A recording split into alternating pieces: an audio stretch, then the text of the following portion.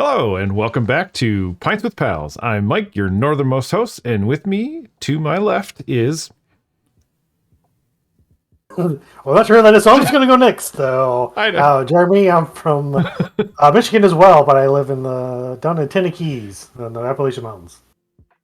And I'm Jason, also from Michigan, spending most of my time in Pittsburgh these days. Alrighty. Today, we're going to do a Maibock. Specifically, we have the... what is this? The Dead Guy Ale. Yes. From Rogue Brewing. It's a pretty widespread. We were all able to find them wherever we were. So we're I'm not sure if I've definitely never had this brand. I don't know if I've ever had any Maybach. Ever had a Bach? I think so. Yeah. Yeah, like Shiner's Bach or whatever. So I mean, I think it's gonna be a lighter. Yeah, from the description, and I'll let one of you guys read that description. But from the description, I don't know that I'm gonna love it. Yeah, go for it. Dead Guy Ale is a Maibock style ale with a robust malt profile and a sweetness that is balanced by the liberal use of bittering hops. Yeah, that last like 3 words, I'm just the liberal use of bittering hops. I'm like, ooh. But the other stuff, the malt might kind of take it away. So I'm like, I think it's going to be a decent experiment. So the IBU is only 40, so it's not as bad as you think it's going to be. Okay. It could be more flavoring hops than. Yeah, but it said bittering, so I'm like, I don't know. No. But I also had like a bitter, like an actual bitter style ale when I was in Goose Island. So I'm like, I liked it. So maybe it's just the grapefruitiness that I'm not a huge fan of. That's basically what it is, because there are some that I'm okay with. Well, right, for sure. You guys ready to try this? Wait, so I was able to buy 1 can. Oh, the can that Jeremy found was enormous, and then Jason had to buy 6 of them. So hopefully he likes it. I had to buy 12 because I accidentally bought Dead Guy IPA, which maybe that'll be the next episode. Yeah, make us suffer through that stuff. All right, here we go. This little, come on. There you go. Do you get mine? Like, I don't know if I never comes through. Gotta go slowly though. Oh shit! Oh.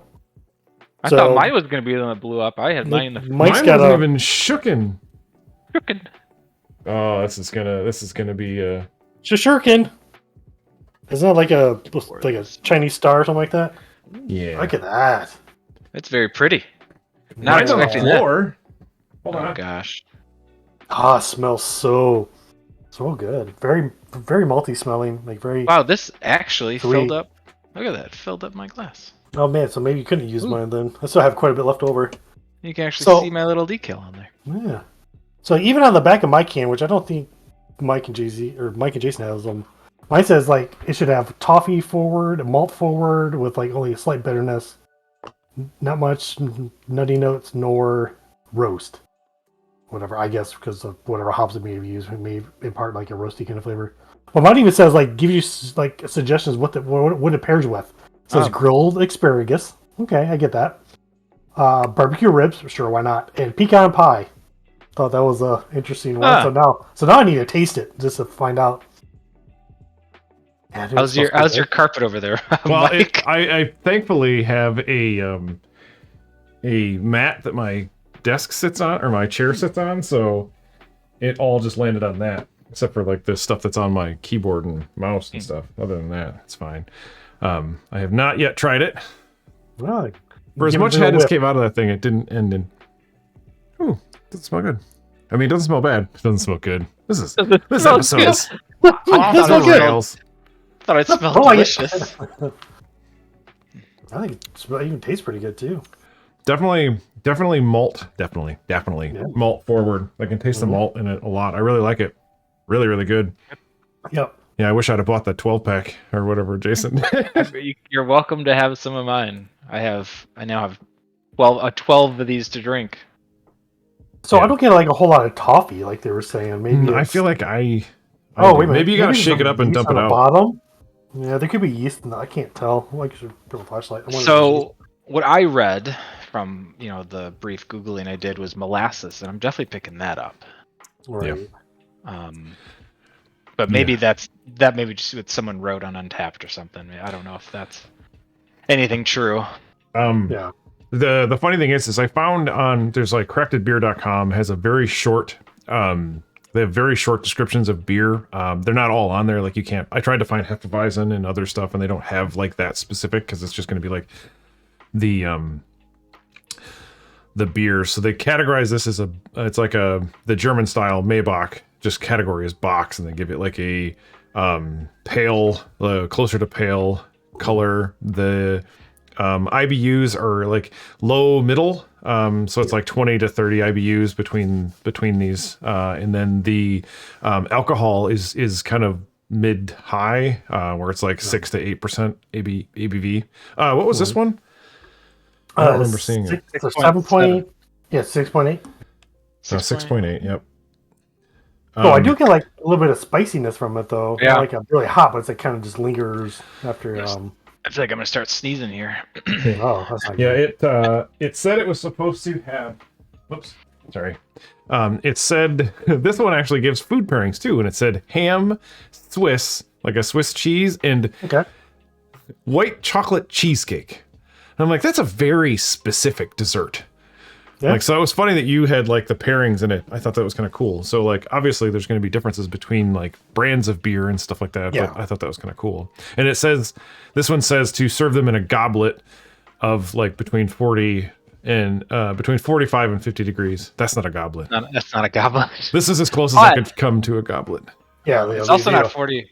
The old tulip. I got a new mug, or a new cup from my adventures this weekend from Microphone Brewing. I didn't actually go there, but I've been there. I like it, but I got it because it's mic. It's microphone spelled with an mic. So I like the name of the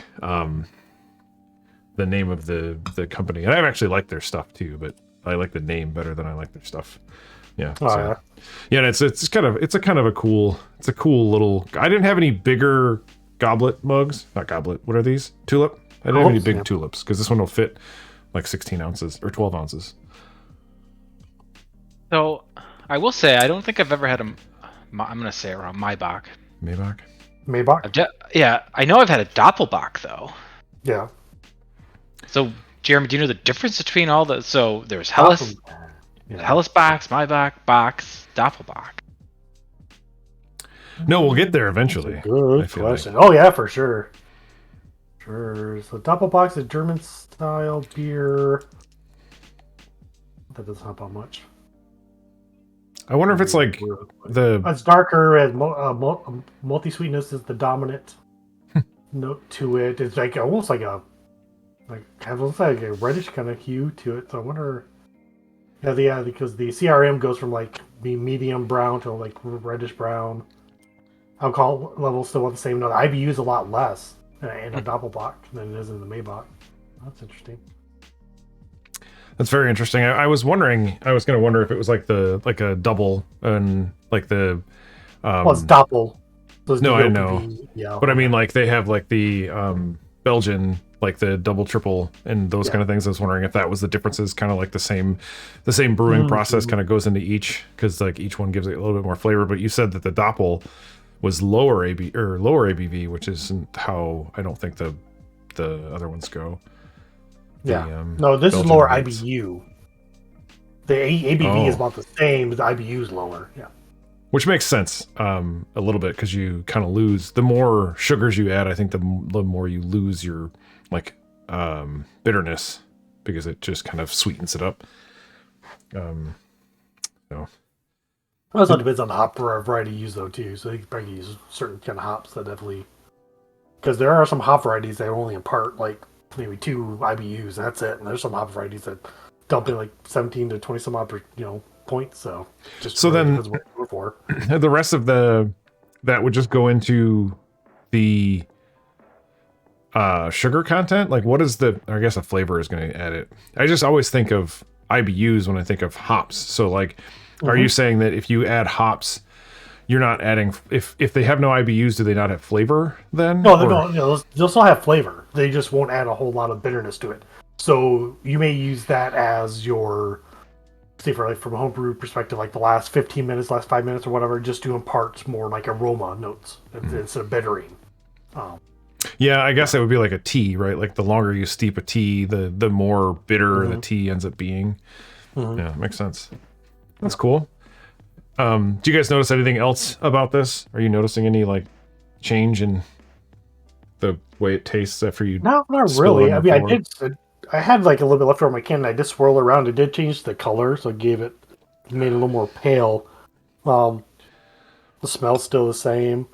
It's a It's got a very good smell. malty. It reminds me a lot, actually, of Founders. It's got a lot of the Founders smell. That's ironic that you have that glass, but this really smells like a Founders beer to me. Like if you were to put Okay. this in front of me, and so maybe whatever, there's probably some commonality between these and Founders, at least in like maybe whatever they're using as far as like the bittering agent, not bittering agents, but the hops and malt and stuff, or even I guess it could be their like what they're using, the yeast in it. Well, so their yeast is proprietary just to them. So I mean, people have cloned it, of course, but I mean, it's their proprietary yeast. So I'm not sure where or how they got it. But it does say that. Well, actually, it doesn't say what it imparts. Wish it did. That would be kind of interesting to see what it. Because even yeast will give you like certain esters and stuff like that. So, which is kind of cool. And what's an ester? Sorry. Ester would no, you're fine. So Ester would give notes of like sometimes like fruity notes. That's like it's usually the like biggest one. Clove is another one. Sometimes you'll come across apricot, cherries, figs. Those are like fruit notes for the most part. Some will give like so some you don't want in your beer would be like nail polish remover would be one. So that's like an off flavor that you don't want in a beer, which is horrible. Fennel, people want that. Sometimes they don't want it. I've had some beers that have fennel in it. Red apple, which is not really an off flavor, but it could be impart by the yeast. So, And I that's get a little educated. yeah, that's what makes me think that that at least Founders for me must be using the same type of yeast in all of their beers, or very similar ones in a lot of their beers, because I can very distinctly taste it.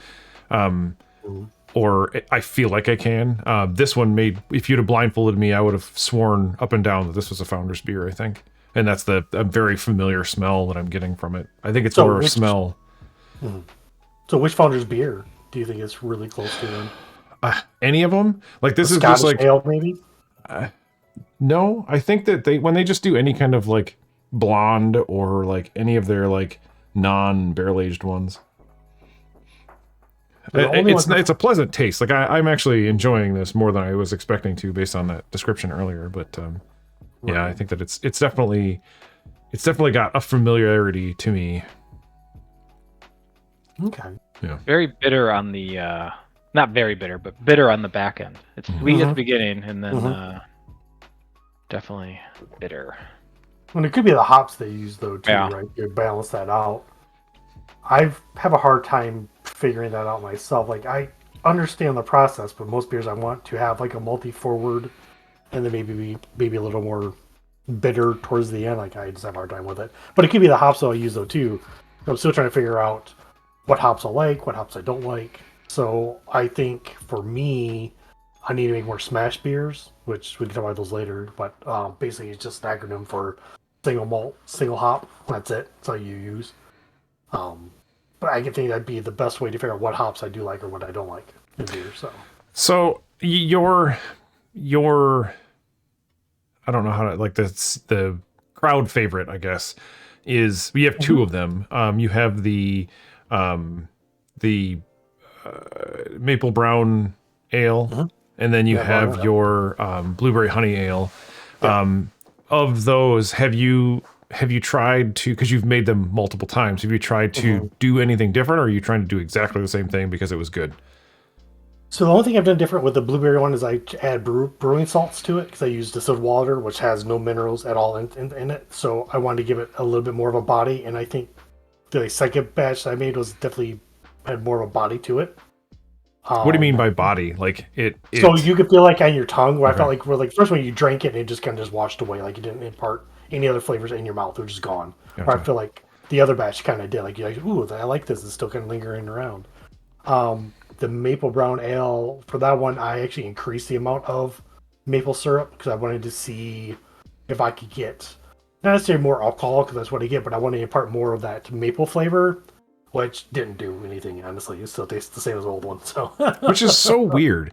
Yeah. And did you use any specific like maple syrup, or did you just get like just the generic like house brand? No, I got like 100% pure maple syrup. Oh wow. Like so like from a tree. Not cheap. Wow.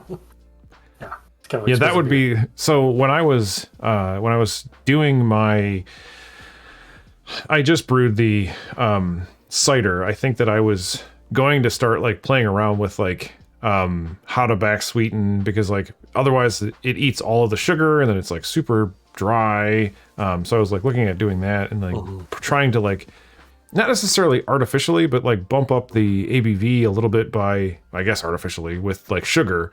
So I was going to do like a batch with like regular sugar and then a batch with like brown sugar and then a batch with just honey to see if like honey imparted any flavors into it. And I never really got in, like I stopped liking ciders as much as I would have wanted to just do the experiment. So like I think I would end up wanting to do that with beers too. Like I would want to brew like two of the exact same beers side by side and have one with or not necessarily side by side, but like brew one week and then brew the same thing the next week, but then change it to like to see if I liked one type of one type of sugar better than the other type of sugar, or if there's even any difference. But like you said, Right. you put a ton of like not cheap stuff in Maple there, and then it syrup, doesn't yeah. yeah. So do you have any questions for Jason? Like, I brew not as often as I want to. I definitely want to brew more. Mike's done a couple ciders. Have you done any cider making, mead making, beer making, or thought about it? Or So years ago, when I was a young lad, my brother got into brewing, and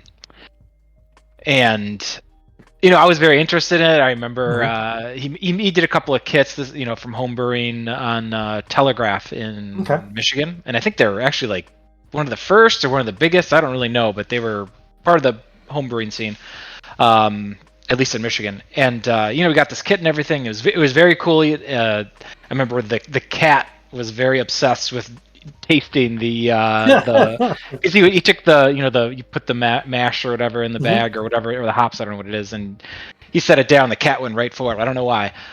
Anyway, it was very cool. And I was like, I was young, so I was like, oh, I could do like, I'll make some soda pop. I started Googling making root beer or whatever. Never did it, but recently I've been interested in doing it. But I live in a small condo, don't have a lot of room, and I've been asking you, and you've talked about they have you can buy a kit for just 1 gallons, or even 5 gallons sounds like too much for me for the space I have. But you even mentioned they have countertop things now where you can just put everything in there and it's like an instant pot for beer. Yeah, basically, yeah. And it's about a little over a gallon, I think. And then the one that you're talking about, you can actually pay just a little bit more money, and you can actually it'll come with like a serving vessel. You just put it into your fridge, and you just pour yourself a pint every once in a while until it's gone, and you make yourself another batch of it. I love beer, but I can't. I don't drink the same thing. Like I will drink even on a night. I'm not gonna have the same beer over and over. I'm gonna have a variety. So that's why I want something small, because I don't want 4 gallons. I mean, I do, but I don't want 4 gallons of stuff because what if I don't like it? So I wouldn't mind smaller batches. And then I've talked to you about it's been a year, or since this a couple of years ago when seltzers started becoming big. I was interested in, because I Googled it somehow, like, well, how are seltzers made? Is it just vodka with seltzer water? And that's what some of them are. Yeah. A malted liquor. But you said, or informed me that you can actually brew seltzers. Yeah. So I've been interested in doing that. I think Transient in Michigan does some brewed seltzers. I've been seeing it. I've been seeing it in various places. They're just like having it. I feel like Founders they turned Masagave into a seltzer. Yeah, they did. Yeah, I saw that at the store the other day. I'm like, that's interesting. Kind of want to try it, but kind of don't want to. My girlfriend liked it. I didn't. Okay. But I guess when I went to Founders, I wasn't necessarily looking for a seltzer. Right. But hey, if it brings other people out, sure. I don't know. I'd love to get into brewing, but I also I We have need to have lots a of. seltzer episode, so I could definitely talk about that. Oh, That'd be fun. I think it'd I be can fun. I can crush some seltzer. And some of them can be pretty beefy though. They could be 5%, 6%. Right. They're not super light. Like people think, oh, it's just water and sugar. Yeah, but still, I mean, that's all you need, just sugar and yeast to make alcohol. Yeah. So I mean, Right. But I still, felt like. Go ahead. no, you're fine. I was gonna say I felt like they end up getting close to like when they get higher ABV, like 5 or 6%, they end up getting as close to like a light beer anyway. So like a lot of people consider them like a diet essentially beer. Yeah. Or a diet alternative to beer, and I'm like, well, you start getting to like 110 calories is what a Bud Light is. So like, if you are trying to save calories, you kind of miss that boat. Like it's like 90 calories. But I'm very susceptible to the aspartame or the fake sugar, not necessarily specifically aspartame, because whatever aspartame is now, they've like just changed the name of it, like sucralose or some weird like name you can't pronounce. Yeah. And then stevia is technically, when they say no unnatural flavors or sweetener, they consider stevia natural because it's a plant, but I can taste it and it's gross and I don't want that. It can be very pungent. Yeah, when I was a vegan for a year, I tried stevia, and I was like, no, this is just too much. So I went to agave syrup, which is actually really good. Agaves, Like that.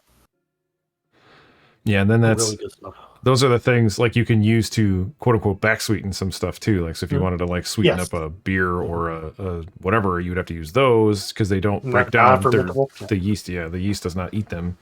So I'm like, if yeast don't eat it, I don't eat it. That's what my I will say back to this beer. I don't know how long we've been recording, but I think I've polished off about half of it. Oh yeah, I've done more than half. I think yeah, I think I like it. But man, it's a little bit toasty here. 6.8%. It's good. I really like it, but I don't get like there's not a lot. Then just flavor at the start, sure, and then you get bitters, and then it just is nothing. So it's very I don't know balanced. Palate light, cleanser. I guess. Yeah, light. It Yeah, just kind of goes away. Yeah. Yeah. It kind of reminds me, and I don't want to compare it to because I'm staring at the word. Kind of like a Helles. Helles are like super refreshing lagers. It's probably one of my favorite style of German lagers. That's definitely I want to make sometime this summer. But yeah, like you drink it, it's gone. You're like, okay, cool, that's good. But I want more because like I have nothing else just lingering. It's just really really light and crisp, and that's what I feel about this one is. Right, it's dangerous though, like because it's light and crisp. Now that's warming up. I get toffee. Yeah, I was gonna say I can smell a little bit more like molasses / toffee. Yeah, I was warming up a little bit. Yeah. Yeah, that's probably. I should go get my like thermometer. And be like, yep, it's 46.8 degrees. It's perfect temperature. Go ahead. I was just saying, in Googling, Rogue Dead Guy Ale, I was curious if they do variants because apparently it's very popular. Everyone seems to like this beer, and I agree, it's delicious. They did in 2008. Apparently, I'm finding a bottle for sale, empty bottle, of course, on eBay. It's a double Dead Guy Ale, cool looking bottle, I'll say that. And then I'm seeing like they had a barrel of some sort, like barrel aged version of it. I don't know if it's a barrel aged. Okay. No, I might be wrong. Maybe I'm misreading what this is. It's something on eBay, of course. Yeah, I like it, and like I said, I bought the Dead Guy IPA, so I'm actually curious to try that. I'm curious too. Yeah, I can save it, and whenever we do our exchanges here, I'll give you guys. Mike will love the IBUs on the IPA, I'm sure. So I'm going to bring this up, and I do not promote shipping beer through the mail, but I heard Pennsylvania is the worst. They're itching to bust people. So whoever lives in Pennsylvania, be careful who ships you beer because they're willing to tag you. First, they'll send you pretty much a cease and desist. Yeah, that. Then after that, then they'll come after you. So I learned that last night actually. Pennsylvania has some really weird laws, and I'm by no means an expert. I'm a recent transplant. I'm from Michigan. We go to the bar, we get our beer. We can go to Myers, get our beer. In Pittsburgh or in Pennsylvania, until recently, you can get it at a gas station now. You can get it at some grocery stores, but you have to go to the a distributor. Yeah. Yeah, or Yeah. even for liquor, you have to go to Is their. it like an ABC store or whatever they're Yeah, it's called? an ABC, whatever they're called, but Okay. it's not ABC. It's something different for Pennsylvania. But it's interesting. They have this rules and that's how locked down it is. But all the most restaurants rather have BYOB. You pay a Hmm. corking fee or whatever. It's interesting to me. It blows my mind, because how locked down they are. But then you can just go to a bar or whatever and bring your own beer, and they don't care. It's interesting. That's really Speaking that's of kinda your cool own though, too. beer, Jeremy, did you get a recipe that you wanted to Yes, discuss? I did. Yes. So I put together my variant, what I would probably try to do of a homebrew version of this. So I would probably go with 10 pounds of Pilsner malt, which is just a base malt. There's all sorts of base malts out there, but that would give you the nice malty forwardness that we kind of get from this beer. Then I would use 4 pounds of Munich malt, again, for more sweetness, then aroma. I went with Pearl hops to impart more citrus notes and maybe some green apple. It may not be the perfect, because the more I smell it and taste it may not be the perfect one, but I still would go with it anyways. And then I would do Helletar, which is like a German noble hop, which would definitely give you that fruity sweetness, would be kind of cool. And for yeast, myself, I would probably use a diamond lager yeast, but for like other variants, you could use the W3470, which is another dry yeast, and then there's the liquid yeast, which is the Bavarian lager yeast by Y Yeast 2206. And pretty much, I would probably just brew it at, I get the mash temperature about 160 degrees, and then I would I would steam my grains for probably about an hour or so, and then pull that, bring it up to the boil, pitch my first hop addition to the pearls for 60 minutes, and then the last 10 minutes or so, I would toss in my Helletar. I would probably use a Warflock tablet as well. So basically, what that does, that would take all the proteins that's in the wort, so it kind of like coagulate together, so it kind of drops to the bottom, so you get more of a clearer beer. And then just let it sit for a couple weeks, do its thing, and then keg it up. Simple as that. And me interested in brewing, all that goes over my head in one ear out the other. Oh, it's I've done a few badges now. It's When I was at Goose Island, I think that they were telling me that I went on the tour, and they were saying that they brew for like 24 hours one of these beers, and I'm like, that must have been that bitter one, because they talked about it for quite a while. Was one of their like specials, and I was like, that seems like a long time to be like simmering stuff, but I get it, because like it's like the whole bittering aspect of it would go back to like it causing like everything to kind of taste like if you were to steep your tea or whatever for that long, or not that long, but if you were to steep your tea for a really long time, it would just be super bitter. Well, also I heard it scales, not like you would think. Oh it'd yeah, scale. that's true. So you think Well, like 5 gallon batch, I can do it in an hour, but now I'm doing 10 500. barrels, which is 30 gallons a barrel. So whatever that, 300 gallons of beer, like that's going to take a while to attenuate, which is basically how much sugars can I extract from the malt, right? So like we were talking about earlier, on average, you want about shoot for 70-75%. I think the most you can probably get is 85%. I think that's like really rare to get the sugars out of it. It's really the scaling issue you can't take into consideration. Yeah, so like it's not like a straight line. It's probably like No. more of a. Like, Do you think But that I'll find it's out more of more. like a bell curve, like where you would start at like an hour, and then it would be like if you did 10 gallons, it'd be like 3 hours, and if you did like 50 gallons, it'd be like 17 hours versus like a straight line? Or do you think it's Yeah, that's a very good question. So I have some brewing buddies who are about to open up their brewery, and I feel like that's a good question. I should jot down and ask them. yeah? Like, I what would is be the- very interested to find out the The answers to that. ratio of time from like, okay, when you guys were doing 5-10 gallon batches, now you're doing whatever, Right. 200 gallons. Like, what is the time of that now? Right. You And then what if that'd you be were to pretty do curious.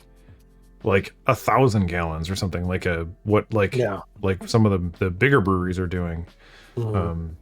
It's amazing. Yeah, they brew. Okay, you think of Bud Light and Coors, whatever. They're Mhm. brewing millions of gallons or whatever it ends up being. Hectoliters. Yeah, like how, but they're consistent, and that's crazy. Like that, it's that dialed in, and they can produce at whatever quantity they need to, and they know their recipes to make it for that amount. So I've heard, since you brought up like the big guys, I heard they blend everything. That's what I was going to say. So, I think so the they have, more you they make, have this tank, this tank, and this tank, and they just blend it all together. yeah, because that's what I always go back to barrel age because that's the only thing I really know. Is they do that with the barrel aged ones too. Like they'll have like it sitting in like 3 or 4 different styles of barrels, and they'll try them all, and then they'll mix like the 2 or 3 that they like the best together, and then you have this like blended barrel, and then they'll sometimes they'll save a barrel and then release just bottles specific to that, like that cask or whatever. But yeah, they just mix it all together and then like get like a harmony of flavors instead of just a very specific flavor from the bourbons or whatever. So yeah, I can imagine that when you take 1,000 gallon, like 1,000 gallon, whatever they are, and then mix it with another 1,000 gallon one, the difference is going to be negated essentially between the two. Unless one's like infected, then you just infect everything, and then you're screwed. Yeah, I feel like that's what Quality control's for, right? yeah, that's what the brewer like. Nope, this one's still bad. Got to keep trying it. And meanwhile, he's packing it all into the. I'll take all the bad stuff home. Yeah, probably. Yeah, so this has been a delightful little beer. I enjoyed this. Yep. I would not have picked this. Well, it's got a cool can. Like, let's be honest. Like, it is. Yeah. Yeah, that's probably one of my favorite. Mine's still dripping because it's. I think it might have show. I kind of like the tall can. That's nice. But no, it was delicious. I probably wouldn't have picked this up on my own. I've heard of Rogue, but I've never. I don't think I've tried any of their stuff. But I'm the crazy guy that goes to like beer stores and is like, "Oh, I've got this. All right, we'll try all this stuff." And meanwhile, I don't buy single cans. I just buy like 6-packs, and then You're like, I'm in it for the. Yeah, I but think to it was be fair, delicious. I though, forgot after like the 4th can. I don't know. I feel like I probably paid like $4 for the one can, and you paid $2 a can. So like, yeah. I don't remember what it was, but I don't feel like it's definitely not cheaper. It's probably about double whatever the single can rate would be, I would think, or close to it. At least $3 or whatever if they're each $2. Even what is the convenience of like buying the single can so they can charge Yeah. you more? But again, like I said, I really don't mind doing that kind of stuff. I think it's kind of fun to like just kind of build those 6-packs. Kind of like Jay-Z. I don't brew 5 gallons anymore. I do 3 to 4, and even then, by then I give a lot of it away. And if I don't like it, I just dump it. I get tired of it, I just get rid of it. But at least when I go build a 6-pack, I can try like a variety of stuff. So I can get a Maibock, I can get regular Bock, I could get a smoothie if I wanted to. I could get this crazy, really tropical passion fruit, double hazy IPA that just sounds crazy and interesting, and try that. And I could get a simple little breakfast stout from Founders, whatever. Just I have this variety of stuff that I have in my fridge whenever I just want to try something different or whatever. I will say that's one thing about Pittsburgh. They have bottle shops everywhere, and they do build your own. Everyone does build your own 6-packs, and you just grab what you want. You can just take it off they don't really do the rings anymore, but you can take it out of the 6-pack. Yeah. That's cool. Cool. And build your own. I think a lot of places do that here. Not a lot of places. I think a few places will do that here in Michigan, but I don't want to be that person that's like, yep, I took one out of this thing, and they're like, oh, that's certain. And then because I did get charged for a full 6-pack at Total Wine for something that I only bought one of, so I was kind of pissed, and I was like, but it wasn't. I think it was probably the Oberon, so I was like, I don't really care. But I was kind of mad that like because they didn't check and they just kind of rang it up and the barcode scanned and they have to like put on their machine whether or not it's a 6-pack or whatever package it's in. That's interesting. I never noticed that before. Yeah, so buyers beware, so to speak. And on that note, I enjoyed this beer. This was a good one for me as well. I would, if this was on tap, I would get it. I think this would be one that I would get. I would not be driving. Holy hell! I'm actually curious to try it on draft. I'm curious how it would be. I've never seen Rogue on draft here. I haven't either. Well, I think I've seen Rogue, but I don't know if I've seen what flavor they had on tap. I remember seeing the tap handle, just not what flavor it was. I just never asked. I don't think I've ever seen it. but Yeah. Maybe, so I give it 4.5 out of 5 bottle caps. So yeah. I I agree with that. I would definitely drink it again. Yeah. I mean, I have to at this point because I bought so much of it. But ain't got a choice now. it was very good. I'm sure after a couple of them, I'll be like, "Yep, this is my new favorite beer."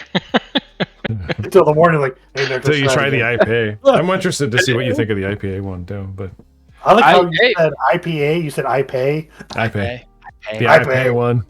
I drink it. And I just pay for it.